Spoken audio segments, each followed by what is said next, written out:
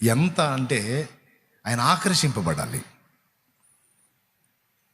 దేవుడు ఆకర్షించబడతాడని తెలుసా మీకు? బైబిల్లో ఆ మాట ఉంది. దేవుడు మనకి ఆకర్షించబడతాడని తెలుసా? ఆ బైబిల్లో ఆ మాట ఉంది. పరమగీతంలో ఉంది. నా ప్రియురాలా, నీవు నా వైపు చూడకు, నీ కళ్ళు నన్ను వశపరుచుకుంటున్నాయి అంటాడు. నీ చూపు నన్ను వశపరుచుకుంటుంది, నన్ను ఆకర్షిస్తుంది అంటాడు.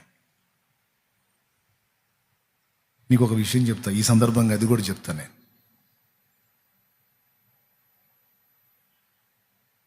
ప్రార్థనైనా ఆరాధనైనా ఈ పెదాలు కాదు, ప్రార్థించి ఆరాధించే గుండె కావాలి ముఖ్యం. కొన్ని వింతైన ప్రార్థనలు చెప్పనా నేను? విచిత్రమైన ప్రార్థన, విచిత్రమైన జవాబు. విచిత్రమైన ప్రార్థన, స్పష్టమైన జవాబు. నేషనల్ హైవేలో నడుస్తూ చేసిన ప్రార్థనకి గొప్ప జవాబు చూశా. నేషనల్ హైవేలో ప్రశాంతంగా ఉంటుందా? అసలు ఏమన్నా ఖాళీ ఉంటుందా? ఆ వెహికల్స్కి, బస్సులు, లారీలు, కార్లు, బైకులు తిరుగుతూనే ఉంటాయి కదా నేషనల్ హైవేలో. గోల గోల. అక్కడ నిశ్శబ్దం ఉంటుందా? ప్రశాంతత ఉంటుందా? ఏముండదు, గోల. అలాంటి హైవేలో ఒక సందర్భంలో నడుస్తానే ఆకాశం వైపు కళ్ళెత్తి కన్నీళ్లతో చేసిన ఒక చిన్న ప్రార్థన ఒక గొప్ప జవాబును చూసింది. విచిత్రం. ప్రార్థన అంటే గదిలోనికి వెళ్ళి తలుపులు వేసుకొని జాగ్రత్తగా చేసుకోవాలనేది తెలుసు మనకి. కానీ నడి రోడ్డు మీద మనం నడుస్తా చేసిన ప్రార్థన కూడా దేవుడు వింటాడు. ఎందుకంటే అక్కడ లారీలు, బస్సులు సౌండ్ల మధ్య ఉన్నావా, లేకపోతే పెదాలతో అడుగుతున్నావా, ఈ కాదు చేసేది, దేవుడు చూసేది.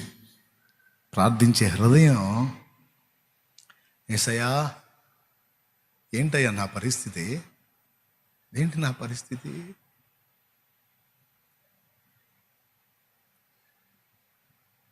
యేసయ్యా, ఏందయ్యా నా పరిస్థితి అని అటు పై కళ్ళెత్తి కళ్ళ నిండా కన్నీళ్ళు తెచ్చుకొని కన్నీళ్లు గారిస్తే, అది హైవేనా లేకపోతే ఇంకొకట అనేది ఏం చూడలే నా తండ్రి. ఇక్కడుండి నేను ఏందయ్యా యేసయ్యా ఏందయ్యా అని అంటే మొరపెడితే, ఏమి నా కుమారుడా అని చెవొగ్గాడు ఆయన.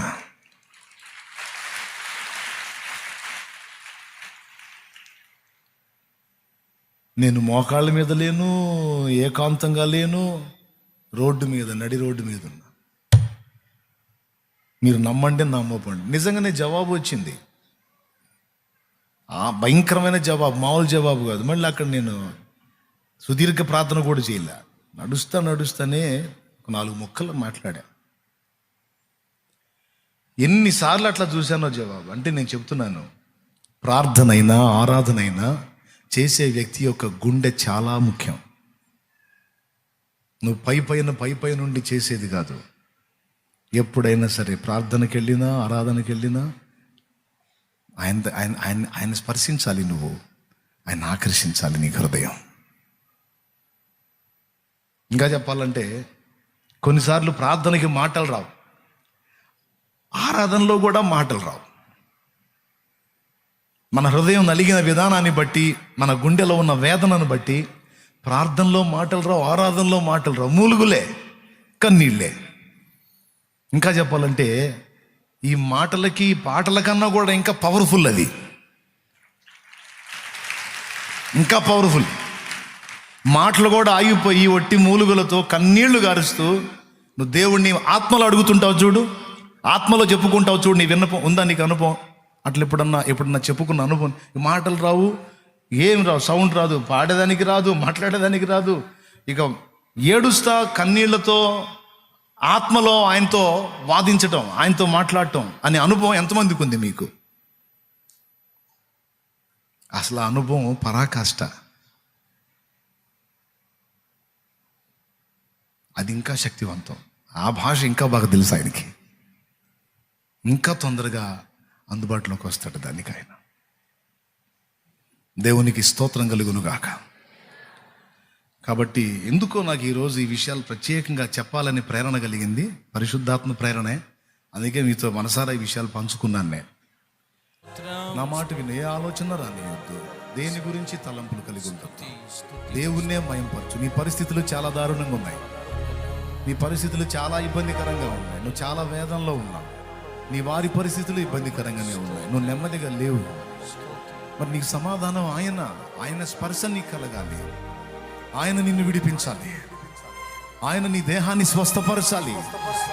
ఆయన నీ దోషాలు పరిహరించాలి.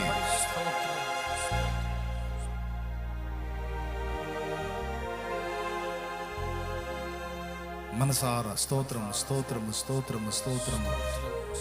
ఇక నేను చూస్తున్నాను అనుకోవద్దు. నేను కూడా పట్టించుకోను. నువ్వే మనసారా యేసయ్యా యేసయ్యా నాతో మాట్లాడావు తండ్రి.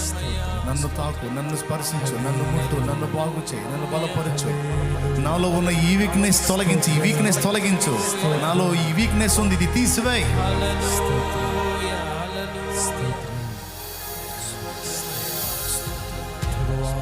స్తోత్రం పరిశుద్ధుడా, నీకు స్తోత్రం స్తోత్రం.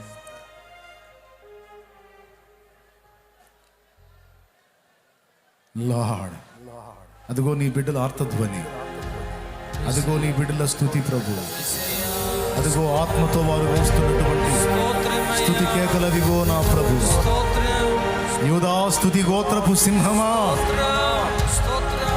యూదా స్తుతి గోత్రపు సింహమా, అదిగో నీ పిల్లల ఆర్తధ్వని. స్తుతి స్తుతి స్తుతి స్తుతి స్తుతి కేకలదిగో. ఇదిగో ఇవి ఆత్మతో వేస్తున్న కేకలు ప్రభువా.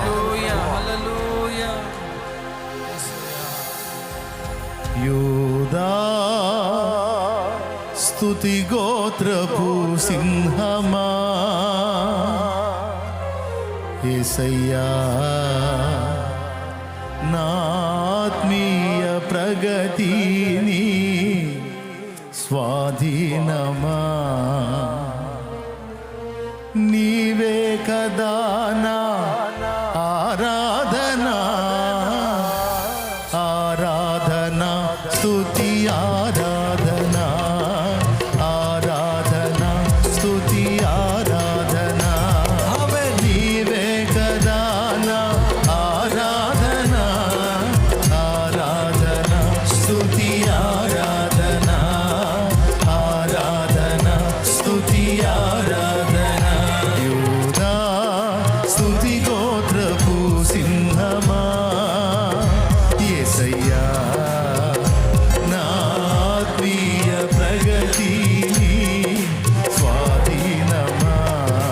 నీవే కదా నా ఆరాధనా, ఆరాధనా స్తుతి ఆరాధనా, ఆరాధనా స్తుతి ఆరాధనా. నీ ప్రజల నెమ్మదికై రాజాజ్ఞ మార్చింది నీవేనని, అహమును అణచి అధికారులను అధముల చేసిన నీకు. నీ ప్రజల నెమ్మదికై రాజాజ్ఞ మార్చింది నీవేనని, అహమును అణచి అధికారులను అధముల చేసిన నీకు.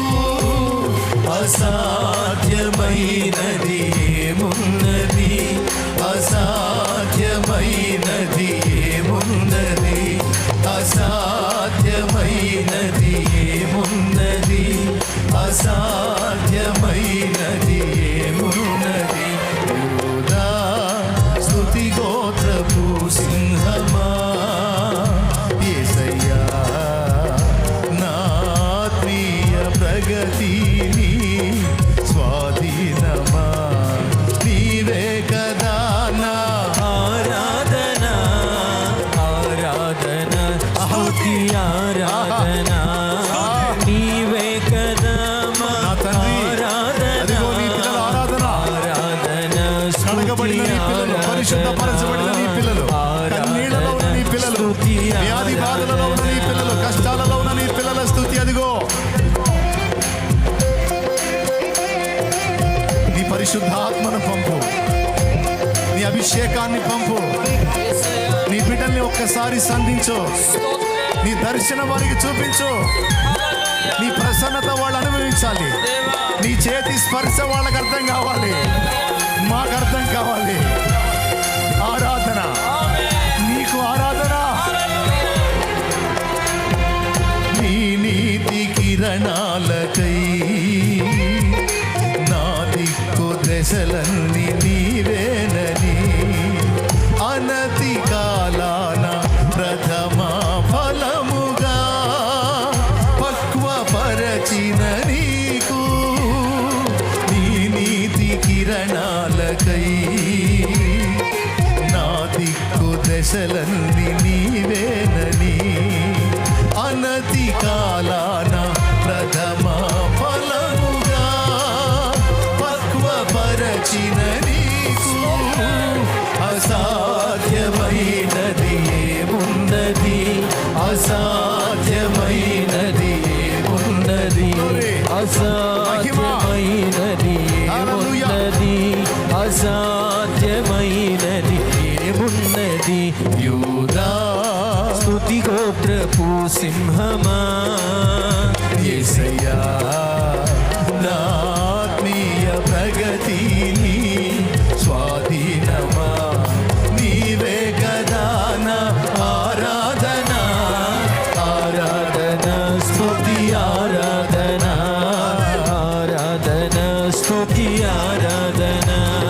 నీ వారసత్వముకై నా జయము కోరింది నీవేనని అత్యున్నతమైన సింహాసనమును నాకిచ్చుటలో నీకు నీ వారసత్వముకై నా జయము నీ వారసులము, నీవేనని నీ పిల్లలము, అత్యున్నతమైన నువ్వు ఏర్పరచుకున్న నీ పిల్లలము, సింహాసనమును రక్తము పెట్టి నువ్వు కొన్న నీ పిల్లలము. నాకిచ్చుటలో నీకు అసాధ్యమైనది ఏమున్నది, అసాధ్యమైనది ఏమున్నది, అసాధ్యమైనది ఏమున్నది, అసాధ్యమైనది ఏమున్నది.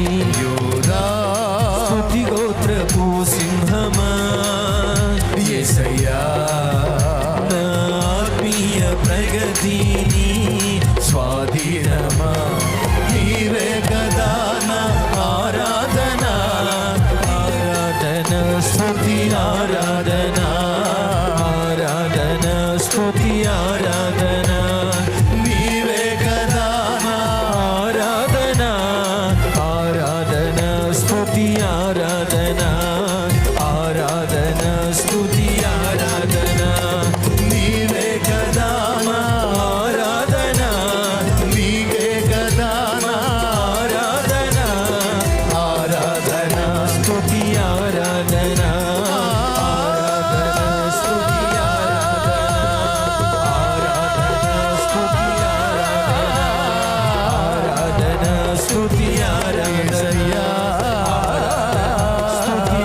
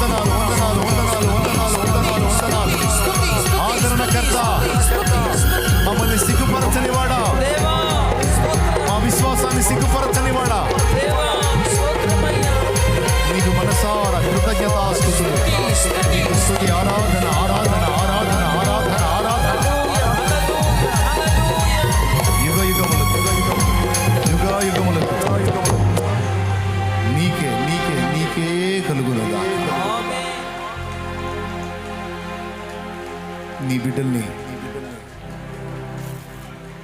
నీవు సంధించినందుకు నీకు స్తోత్రం. నీ శక్తితో నింపినందుకు నీకు స్తోత్రం. నీ అభిషేకముతో నింపినందుకు స్తోత్రం. నీ ఆత్మతో నింపినందుకు స్తోత్రం.